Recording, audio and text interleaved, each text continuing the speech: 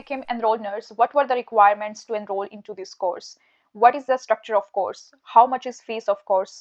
And how I get my F registration? If you want to know all of these questions, watch this video till end and you will get it. India से आई थी तो मैं bachelor of health science course पे आई थी। तो जो health science मैंने course किया था वो मेरे को 6 to 8 मंथ करना पड़ना था, क्योंकि ये रिक्वायरमेंट होती है कि आपको 6 मंथ आके चेंज कोर्स नहीं करना, राइट। तो मैंने 6 to 8 मंथ्स जो था यही कोर्स किया, अपने 2 ट्राई सेमेस्टर कंप्लीट किए। उसके बाद में मैंने लिया एडमिशन डिप्लोमा ऑफ नर्सिंग में। अब डिप्लोमा ऑफ नर्सिंग में एडमिशन लेने की सबसे बड़ी रिक्वायरमेंट जो थी वो थी पीटी में 7 ईच बैंड, जो कि मेरे नहीं थे। इंडिया से मेरे 6.5 थे आइल्स में। तो 7 ईच आइल्स में तो मैंने कोशिश नहीं की, बट मैंने अपने आप without any classes app unit से जो थी अपनी प्रिपरेशन की और पीटी का एग्ज़ाम दिया। तो मेरे फर्स्ट सिटिंग में 7 ईच बैंड आ गए थे और उसके बाद में मैंने एडमिशन ले लिया डिप्लोमा ऑफ नर्सिंग में। मेरा कोर्स जो था वो स्टार्ट हुआ सितंबर 2024 में एंड लास्ट मार्च 2026 में वो फिनिश हुआ है। तो अपने बात करते हैं कि कैसा रहा। सबसे पहले इसमें क्या होते हैं, 3 सेमेस्टर होते हैं और ईच सेमेस्टर 6 मंथ का होता है। तो ये 18 मंथ का कोर्स है डिप्लोमा ऑफ नर्सिंग, ठीक है। जिसमें क्या होता है कि 3 सेमेस्टर होते हैं एंड ईच सेमेस्टर 6 मंथ का होता है। अब सबसे पहले मैं बात करती हूँ कि मैंने कोर्स स्टार्ट किया था सितंबर 2024 में एंड सितंबर टू दिसंबर 4-5 मंथ्स मेरी जो थी वो थ्योरी क्लासेस लगी प्लस ओस का हुआ। एंड उसके बाद जनवरी में मेरी सेमेस्टर ब्रेक थी एंड फरवरी में मेरी प्लेसमेंट थी। जो मेरी फर्स्ट प्लेसमेंट थी वो एज केयर में थी।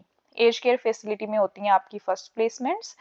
एंड उसके बाद में ब्रेक होने के बाद में प्लेसमेंट्स हुई एंड उसके बाद में मार्च में फिर से जो मेरा कॉलेज है वो स्टार्ट हो गया था। मार्च से जुलाई तक, हाफ जुलाई तक क्लासेस एंड ओस का था एंड फिर मेरे को 1 मंथ की सेमेस्टर ब्रेक थी एंड अगस्त में मेरी प्लेसमेंट्स थी। जो ये सेकंड प्लेसमेंट्स होती हैं वो होती हैं सब एक्यूट केयर में और आप कह सकते हैं रीहैब में। तो मेरी हुई थी रीहैब में, जो कि वेस्ट में रिहेबिलिटेशन सेंटर है यहाँ पे सिडनी में, मेरी वहाँ पे हुई थी। तो उसके बाद अगस्त में मेरी प्लेसमेंट्स हुई। उसके बाद सितंबर में मेरा थर्ड सेमेस्टर स्टार्ट हुआ था जो कि दिसंबर तक चला एंड उसके बाद में जनवरी में मेरी सेमेस्टर ब्रेक थी एंड फरवरी में मेरी प्लेसमेंट्स हुई और मार्च में मेरा कोर्स जो है 2026 को कंप्लीट हो गया। कंप्लीट होने के बाद कोर्स जो है आपको कंप्लीशन सर्टिफिकेट वगैरह है वो आपका 1 मंथ ये ले लेते हैं। तो 1 मंथ तक मेरा कंप्लीशन सर्टिफिकेट और ट्रांसक्रिप्ट्स वगैरह आई। जब मेरा कंप्लीशन सर्टिफिकेट आ गया तो तब मेरे को अप्लाई करना था एफ रजिस्ट्रेशन। तो आपको जब आपका कोर्स कंप्लीट हो जाता है आपको कोई भी एग्ज़ाम नहीं देना पड़ता यहाँ पे ईएन बनने के लिए, बट आपको एफरा रजिस्ट्रेशन अप्लाई करना पड़ता है। यहाँ पे एक एफरा बोर्ड है, रेगुलेटरी बोर्ड। अप्लाई करने के लिए भी सबसे बड़ी रिक्वायरमेंट होती है पीटी में 7 ईच बैंड, जो कि मेरे पहले से ही थे, जो मैंने पीटी स्टार्टिंग में की थी तो अभी तक वैलिड है। तो उसी से मैंने अपना एफरा रजिस्ट्रेशन अप्लाई किया। इसमें जो डॉक्यूमेंट्स आपको चाहिए होते हैं वो होते हैं कंप्लीशन लेटर जो भी आपको कॉलेज से मिला है और आपके बैंड्स रिक्वायरमेंट होती है मेन इसमें, और आपको जो है अपना पुलिस चेक वगैरह। जो डिप्लोमा ऑफ नर्सिंग की फीस है वो है 34,000। जो मैंने पे की थी वो 34,000 थी। ये यूनिवर्सिटीज़ में भी अवेलेबल है कोर्स और कॉलेजेस में भी, और फीस जो है वो लगभग सेम ही होती है। अब मुझे लगता है कि 36,000 हो गई है कई कॉलेजेस में। एंड ये जो कोर्स था इसकी सीओई लेने के लिए मैंने जो फीस पे की थी वो थी 5,000 एंड उसके बाद में आप इंस्टॉलमेंट्स भी करवा सकते हैं और सेमेस्टर बाय सेमेस्टर भी पे कर सकते हैं। अब अपने बात करते हैं कि अपॉर्चुनिटीज़ क्या हैं। अब मैंने एनरोल नर्स कर तो ली, अब मैं क्या क्या जॉब कर सकती हूँ। तो एज एन एनरोल नर्स मैं जॉब कर सकती हूँ, और अगर मेरे पास अभी एफ रजिस्ट्रेशन ना होता तो मैं एज अ मेडिकेटर और एआईएन भी कर सकती थी, but I got my F registration so I can now start working as enrol nurse. Was it easy? अपने बात करते हैं कि क्या ये ईजी था। तो मुझे लगता है कि इतना हार्ड नहीं था कि आप ना कर सको। बहुत सारे स्टूडेंट्स मेरी फ्रेंड्स थी जिनका जो बैकग्राउंड है वो मेडिकल नहीं था। तो मेरा तो बैकग्राउंड मेडिकल ही था तो मेरे को इतना हार्ड नहीं लगा। उन्होंने भी लाइक पास किया ही है, इतना हार्ड नहीं है।